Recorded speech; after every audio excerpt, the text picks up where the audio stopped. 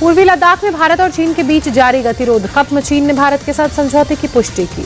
जून 2020 से एलएसी पर चल रहा था गतिरोध। पूर्वी लद्दाख में पुरानी जगह पर लौटेंगी दोनों देशों की सेना।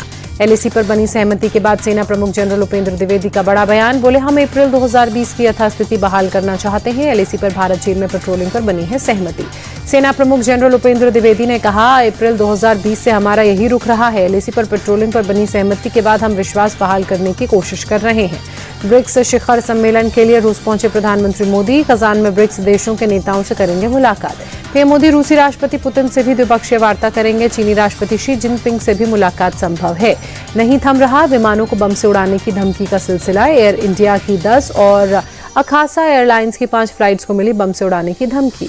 आज इंडिगो एयरलाइंस की 10 उड़ानों को बम से उड़ाने की मिली धमकी। कॉल को वेरीफाई करने में सुरक्षा एजेंसियां जुटी। इंडिगो के साथ साथ विस्टारा की भी 10 फ्लाइट्स को बम से उड़ाने की धमकी। विस्टारा प्रवक्ता का बयान, सभी सुरक्षा प्रक्रियाओं का पालन चल रहा है। देश भर में सीआरपीएफ के कई स्कूल्स को बम से उड़ाने की धमकी। दिल्ली के 2, हैदराबाद के 1 स्कूल को मिली ईमेल के जरिए बम से उड़ाने की धमकी। धमकी मिलने के बाद सीआरपीएफ स्कूलों की सुरक्षा बढ़ाई गई। दिल्ली से लेकर तमिलनाडु तक के सभी स्कूल्स की सुरक्षा सख्त की गई। दिल्ली के इंडिया गेट इलाके में बहुत खराब श्रेणी में एक्यूआई सफेद धुंध के साथ 300 के पार पहुंचा एयर क्वालिटी इंडेक्स। दिल्ली के नेहरू प्लेस इलाके में बहुत खराब श्रेणी में एक्यूआई। आनंद विहार इलाके में 382 एक्यूआई दर्ज किया गया। दिल्ली के नेहरू पार्क, मोतीबाग और आसपास के इलाकों में भी धुंध की चादर छाई। एक्यूआई बहुत खराब श्रेणी से गिरकर 332 पर पहुंचा। दिल्ली में खतरनाक स्तर पर प्रदूषण पहुंचा। प्रदूषण से निपटने के लिए कई जगहों पर किए जा रहा है पानी का छिड़काव। हरियाणा के कैथल में पराली जलाने के 123 मामले। 63 किसानों पर 1,57,500 रुपए का लगा जुर्माना। 22 किसानों के खिलाफ एफआईआर की गई दर्ज। पंजाब में सोमवार को पराली जलाने के 65 नए मामले सामने आए। 136 किसानों के खिलाफ दर्ज की गई एफआईआर।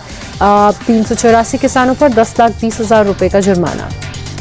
दिल्ली में हवा की गुणवत्ता खराब होने पर बीजेपी प्रवक्ता प्रदीप भंडारी ने कहा, पंजाब में पराली जलाने के 65% मामले। अरविंद केजरीवाल पंजाब के बजाय उत्तर प्रदेश और हरियाणा पर दोषी होने का ठीकरा फोड़ रहे हैं। दिल्ली में यमुना नदी में अभी भी उच्च स्तर का प्रदूषण। कालिंदी कुंज में पानी के तेज प्रवाह के बावजूद दिखा जहरीला झांग। दिल्ली में केजरीवाल के खिलाफ बीजेपी का प्रदर्शन। सीएम आवास के रेनोवेशन पर टैक्स पेयर्स के पैसों के दुरुपयोग का आरोप। मध्य प्रदेश में इंडिया गठबंधन में फूट। सपा ने कांग्रेस के खिलाफ बुधनी विधानसभा सीट से उतारा उम्मीदवार। समाजवादी पार्टी ने कांग्रेस से मांगी थी 2 में से 1 सीट। मुंबई में कई जगहों पर लगे योगी आदित्यनाथ के समर्थन में पोस्टर्स पर योगी का चर्चित बयान, बटेंगे तो कटेंगे, लिखा नजर आया। झारखंड चुनाव को लेकर केंद्रीय मंत्री चिराग पासवान ने कहा, झारखंड में एनडीए की मजबूत सरकार बनेगी, विपक्ष हार की ओर अग्रसर हो रहा है। पंजाब सीएम भगवंत मान ने डेरा सच्चा सौदा प्रमुख गुरमीत राम रहीम के खिलाफ मुकदमा चलाने को मंजूरी दी। 2015 के बेअदबी के मामले में केस चलाने की इजाजत मिली। फिलिस्तीन के लोगों के लिए भारत ने मानवीय सहायता भेजी। सहायता की पहली खेप में 30 टन दवाइयां और खाद्य पदार्थ जैसी चीजें भेजी गईं। विदेश मंत्रालय के प्रवक्ता रणधीर जायसवाल ने ट्वीट कर जानकारी दी। राष्ट्रीय महिला आयोग की नवनियुक्त अध्यक्ष विजया किशोर रहाटकर ने संभाला कार्यभार। महाराष्ट्र राज्य महिला आयोग की अध्यक्ष रह चुकी हैं रहाटकर। बंगलुरु में भारी बारिश से यलहंका इलाके में केंद्रीय विहार अपार्टमेंट में रहने वाले लोगों की बड़ी परेशानी। एसडीआरएफ, एनडीआरएफ की बोट्स की मदद से निकल पा रहे हैं लोग बाहर। भारी बारिश के बाद केंद्रीय विहार अपार्टमेंट में कई लोग फंसे। कई बुजुर्ग लोगों को एनडीआरएफ और पुलिस ने गोद में उठाकर रेस्क्यू किया। तमिलनाडु के नमक्कल जिले में भारी बारिश से जलभराव। रेलवे अंडरपास में फंसी एक कॉलेज बस। चक्रवाती तूफान दाना को देखते हुए इंडियन कोस्ट गार्ड ने की पूरी तैयारी। किसी भी आपात हालात से निपटने को तैयार।